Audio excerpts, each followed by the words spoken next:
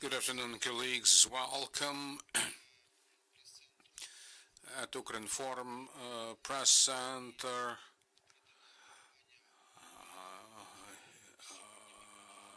And UA Razum platform will keep today debunking Russian lies disseminated in Ukraine, including its temporarily occupied territories, with regard to the escalation of the conflict. In the past 24 hours, we could see that the preparations for the recognition of the so-called Donetsk and Luhansk People's Republics came to a head, and we particularly registered two types of messages in this past 24 hours. Victoria's reports regarding the recognition, praises sung by the propaganda to the person who heads the Kremlin government, and second, fakes injected in the information space to justify assault on the Ukrainian emplacements. In addition to earlier casus belli, today they speak about the need to reinstate the territorial integrity of the so-called republics. Several clashing messages could be heard with regard to the frontiers of the so-called republics. The uncertainty came to be by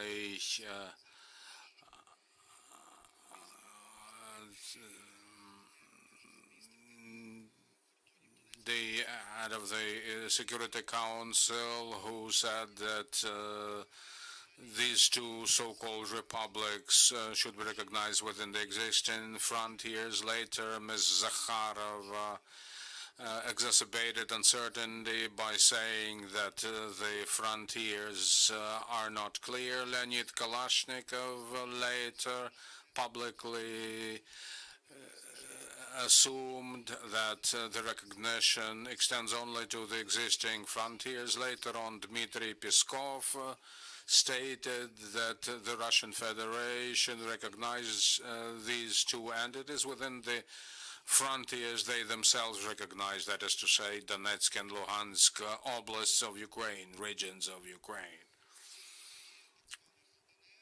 The areas occupied by these two so-called republics is 29% and 31% of Donetsk and respectively Luhansk oblasts of Ukraine. One may therefore expect that the Russian propaganda will further focus on providing justification to expanding the territory of these two enclaves. Another high-profile development we registered was related to the security services of Ukraine. Transcript of intercepted communication between the members of the local population, as well as those who were mobilized to their militia. From the intercepted communication, I will not switch on the sound. You could yourself listen to it at the Security Services official portal. However, I mentioned that the recordings clearly show that provocations are made by the Russian officials. They also relate to the mobilized Chechen militants from the so-called Kadyrov regiment. They also seem to be surprised that the Ukrainian military did not want to catch the bait, and they themselves recognize that the so-called border checkpoint hit allegedly by the Ukrainian forces was uh, something destroyed by the separatists themselves, and later they themselves recognized the shelling of the thermal power plant. Yet another fake involves a Ukrainian APC. However, experts pointed to the differences between the Ukrainian and Russian equipment, finding that the APC shown was the Russian-made Betia R71M, not the Ukrainian one. What they did instead was apply the pixels used in the Ukrainian army, but this model is not part of the regular equipment of the Ukrainian army. Another case goes to the rockets launched at Donetsk. Propaganda disseminated messages showing the consequences of firing Grad rockets at Donetsk, but before that we learned that Grad multiple launchers were to be disguised by stripping them of their labels in order to make it impossible to identify the crew that carried out the shelling. Both yesterday and today we see a number of messages alleging Ukraine's involvement in a number of terrorist attacks in the non-government controlled territories and even Russia itself.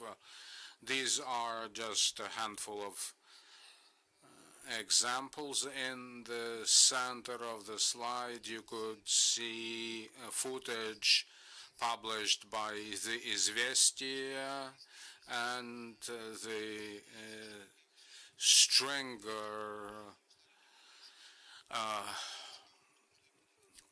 confesses that they produced about 10 similar pieces of news in the past 24 hours. 99% likelihood this is staged footage, and there are many more staged footages like that. The slide did not cover the messages that emerged in the past hour.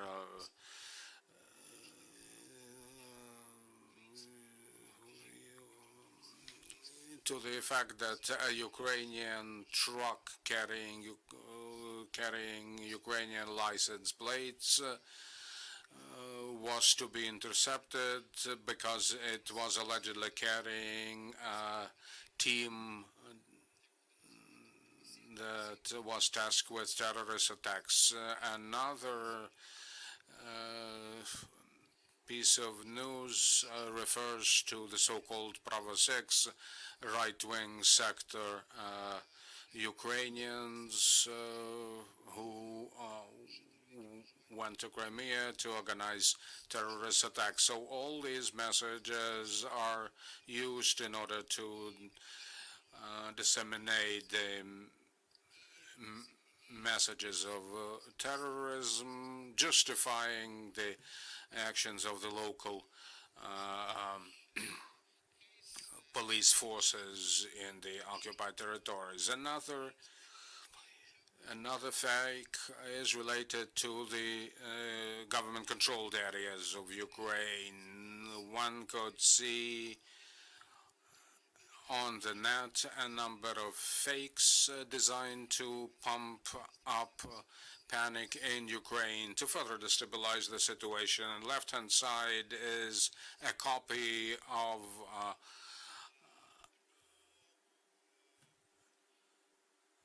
what allegedly is a Minister of Health's order to start evacuation of health facilities to the west of the country. News is also circulated regarding evacuation of the president of Ukraine himself. The Ministry of Health dismissed this news, and the minister also asks me to remain watchful and to not disseminate fakes as if they were true. Amongst the most topical threats of today, I would like to mention two in particular. One could see articles alleging that the Ukrainian anti-aircraft units will be deployed in Kiev, Kharkiv, and Cherkasy airfields to support provocation against international airlines. Of course, the terrorists may want to commit acts of terrorism, attributing it to the Ukrainian party. Yet another fake. According to the Ministry of Justice's statements, Russia is trying to instigate riots in the penitentiary facilities of Ukraine. The minister is sure that Russians will fail. Everybody knows about the situation in the Russian penitentiaries, all acts of violence. So even if the convicts do not want to enjoy the Russian worlds, we don't want it either. Thank you very much for your attention, dear colleagues. Our next brief on information threats here at the same hour.